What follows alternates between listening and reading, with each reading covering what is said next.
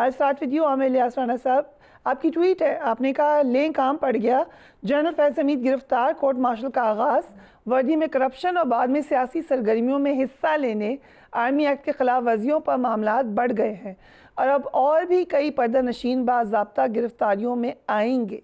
सो थोड़ा सा एलैबोरेट करें कि कौन कौन से पर्दा नशीन आएंगे। देखें, हम कुछ बातें इत्ला मिलती हैं, कुछ हम बात कर लेते हैं बीइंग जर्नलिस्ट।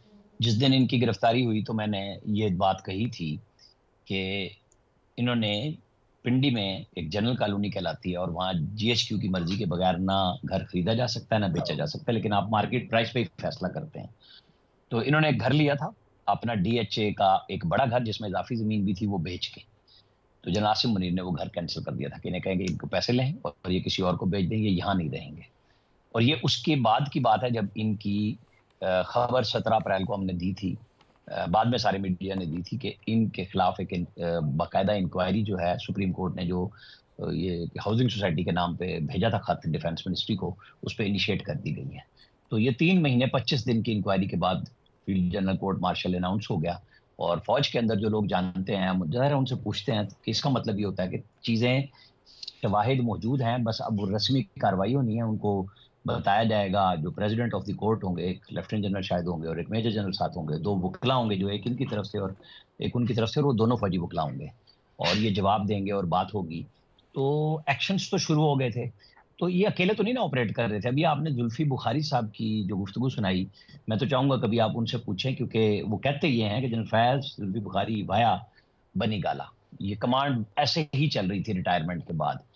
जुल्फी बुखारी बीच में साथ साथ थे, शायद इसलिए वो सुलेमान शहबाज का ले रहे हैं नाम, लेकिन वो बहुत सारे लोग अब कह रहे हैं, इरफान सदीकी साहब ने कही है कि ये वीडियो कॉल हुई थी, मुनीर फारूक कह रहे हैं और इन्होंने कसम रखी थी। मतलब आपका कोई भी करैक्टर नहीं है कि आपकी एक पोस्ट के लिए किसी भी हद पे जा सकते हैं। और जो आपने अपने इब्तदाइये में कही, ज़ाहिर है 2018 में ये डीजीसी थे, तो ये जो कारनामे उन्होंने 2018 में दिए थे, जिसको आज हमारे बहुत सारे दोस्त भूलते नहीं कि 2024 में ये हो गया वो हो गया, ये सब कुछ बस थोड़ा बहुत इजाफा हो जाता है, काम रेपिटेशन होती है। हम नई गलती तो करते ही नहीं। हम 77 ईयर्स हमने गुजार लिए आज़ादी के, और हम बिल्कुल नई गलती करने के लिए तैयार नहीं है, ना कोई रास्ता नया लेने के लिए तैयार है। हम पुरानी गलतियां करते हैं, उन पे इंसिस्ट बट करते आमिर हैं, इलियास राना जिसका साहब, ये नतीजा जो आज एक मुनीर तबाही फारूक में ने देखा बात है। की, ये इस तरह की कोई इंफॉर्मेशन आपके नॉलेज में भी है कि नवाज शरीफ साहब को कॉल गई और बाकायदा माफ़ी मांगी गई? मैं मुनीर फारूक साहब के जराए पे नहीं बात करूंगा, मैं इरफान सदीकी साहब की बात को इसलिए कहूंगा कि सबसे ज्यादा करीब वही लंदन भी आते जाते रहे और हर चीज में थे, उन्होंने ये बात कही है, तो ये बात दुरुस्त होगी। अब ये जो कह रहे हैं ना, हाँ मैं ये कह सकता हूं कि जनरल बाजवा ने पूरी ट्राई की थी। हमने उस वक्त भी ये खबर दी थी कि नवाज शरीफ ने कह दिया था कि जी मार्शल लॉ लगाना तो उनसे कहीं लगा दें, शहबाज साहब आपने अपॉइंटमेंट आखिरी वक्त तक रोकनी है।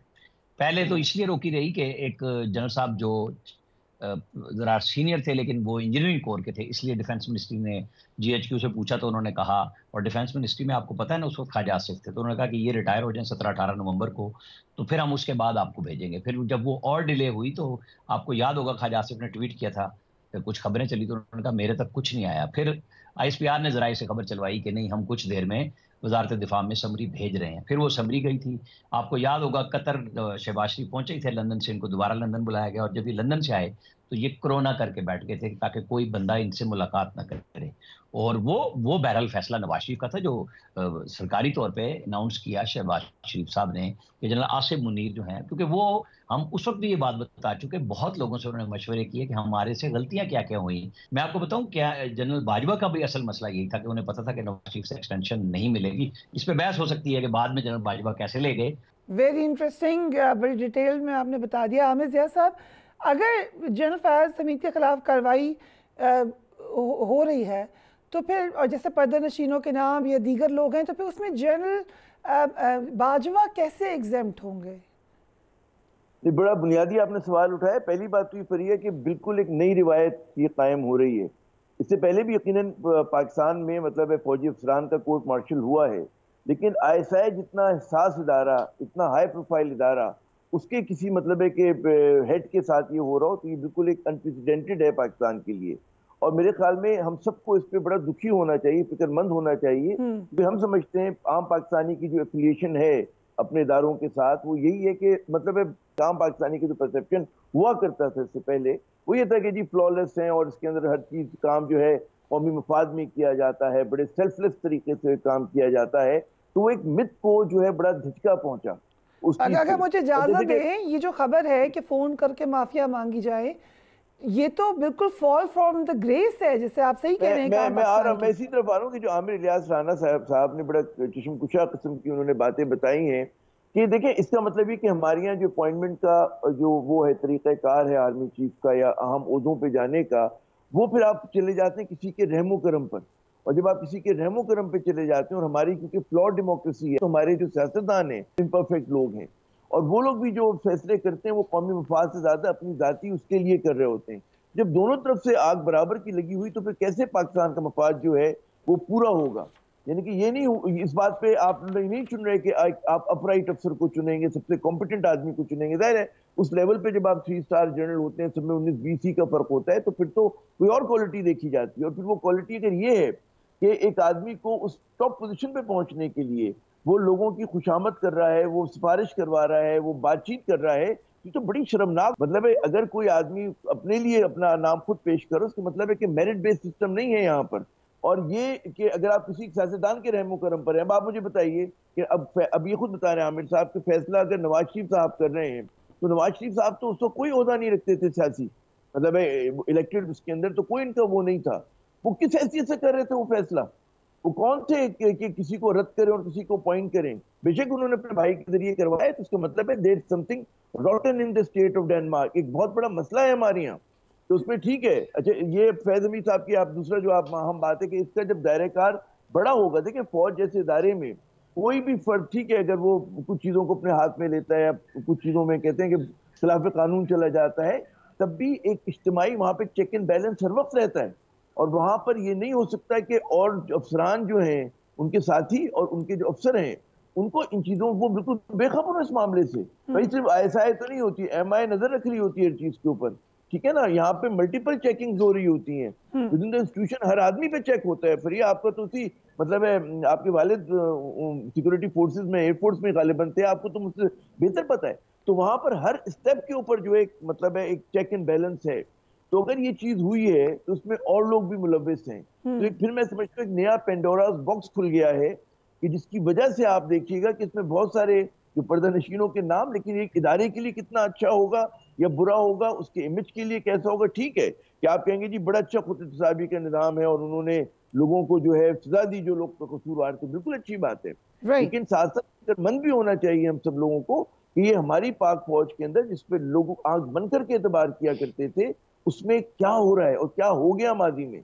और मेरे ख्याल में आगे चल के भी आपने रिवायत डाल दी कि अगर कोई और करेगा तो फिर आज के जो अफसरान है उन्हें भी सोचना चाहिए कि जी कल को उनके साथ भी इसी किस्म की जो है वो सलूक या कोई और आकर यही कुछ कर सकता है, इसी तरह एहतसाब हो सकता है। जी राइट। सो आमिर इलियास राना साहब, एक तो ये सवाल, एक तो इंफॉर्मेशन है, सुना आजकल फॉर्मर आर्मी चीफ काफ़ी एंकर्स को जिनसे बातचीत होती है मैसेजेस करके बड़ी क्लैरिफिकेशन भी दे रहे हैं कुछ मामलात पर। सो इट मीन्स कि ये एक खदशा है या एक लॉजिकल कंक्लूजन है कि बात फिर जनरल बाजवा तक भी जाएगी अगर ये आगे बढ़ती है। What do you think? देखिए, मैं आमिर जाद साहब ने काफ़ी चीज़ें उठाई हैं और मैं उनको सम अप करने की कोशिश करता हूँ। नंबर 1, जनरल बाजवा का ये भी क्लेम है कि मुझे तो इमरान खान और शहबाज शरीफ दोनों ने ऑफर की थी। तो जो जुल्फी बुखारी की बात आप कह रही थी कि वो ऑफर कर रहे थे फैज हमीद को और उनका नाम बता रहे थे, तो मैं भी वो बड़ी अथेंटिसिटी के साथ बात कर रहा हूँ, ये शहबाज शरीफ वाली ऑफर की बात। लेकिन मैंने वो भी बात बताई। लेकिन आप जहन में रखें कि जो नवाज शरीफ हैं वो पार्टी के कायद भी हैं और अब सदर हो चुके हुए हैं, उन्हीं के साथ बातचीत हो रही है, वोट भी उनका है। शहबाज शरीफ को तो कुछ भी नहीं है। लिहाजा और जो वजीर आजम हो या उनके करीबी लोग होते हैं, हमेशा मुशावरत उन्हीं के साथ होती है। तो जनरल आसिम मुनीर को 100% मेरिट पे नंबर 1 पोजीशन की वजह से रखा गया। जो मैंने आपको बताई ना, नवाज शरीफ ने जब मशवरे किए कि ये मैंने काम किए, बाजवा को लगाया तो ये हुआ, तो जिनके साथ उन्होंने मशवरे किए मैं भी उनसे मिला था, तो वहां जाके ये बात तय हुई थी कि जी मेरिट ही फिर रखें। जैसे सुप्रीम कोर्ट में है नंबर 1 है, उसको आप चीफ जस्टिस बना देते हैं, तो आप ये भी करके देख लें, बजाय इसके कि आप ये ढूंढें कि जी इसमें कैपेसिटी है। कोई फौज जो लेफ्टिनेंट जनरल बना देती है फिर उनके नाम डोजियर में आ जाते हैं जाने वाले आउटगोइंग चीफ जस्टिस की चीफ ऑफ आर्मी स्टाफ की तरफ से, तो फिर वो कैपेबल तो समझे जाते हैं ना। ये तो नहीं होता कि जी वो इस काबिल नहीं है, उसके लिए किसी और कैपेबिलिटी को ढूंढने के लिए किसी तीसरे इदारे की तरफ तो नहीं जाना। अब आपकी चॉइस मौजूद है, जो आपको कानून दे रहा है कि आप डिस्क्रिप्शन के तहत उसमें से किसी को चुन लें। तो ये मैं जनरल आसिम मुनीर के हवाले से क्लियर कर दूं। अब बात जो हो रही है ना कि बड़ी अच्छी बात है, हो गया, मैं भी इसका दाई हूं कि होनी चाहिए अकाउंटेबिलिटी, लेकिन इस प्रेस रिलीज का पहला हिस्सा जो है ना वो उनके पर्सनल उस इख्तियार के जाती इस्तेमाल पे है जो उन्हें बतौर डीजीआई था। वो जो भी काम करते थे अपने आर्मी चीफ की इजाजत से करते थे सियासत में, जो 2018 में इन्होंने भी किया फैज हमीद ने और सब ने किए, लेकिन उन्होंने उस प्रेस रिलीज में उस बात को छोड़ दिया है, वो सिर्फ टॉप सिटी तक रखा है। फिर उन्होंने कहा पोस्ट रिटायरमेंट जो इकदाम किए, अब उसके अंदर बहुत कुछ बोल दिया। वो जानते होंगे क्योंकि वो फैज हमीद के भी उतने ही करीब थे जितने आज वालों के वो करीब हैं। ये उन्हीं का दावा है, मेरा कोई दावा नहीं है।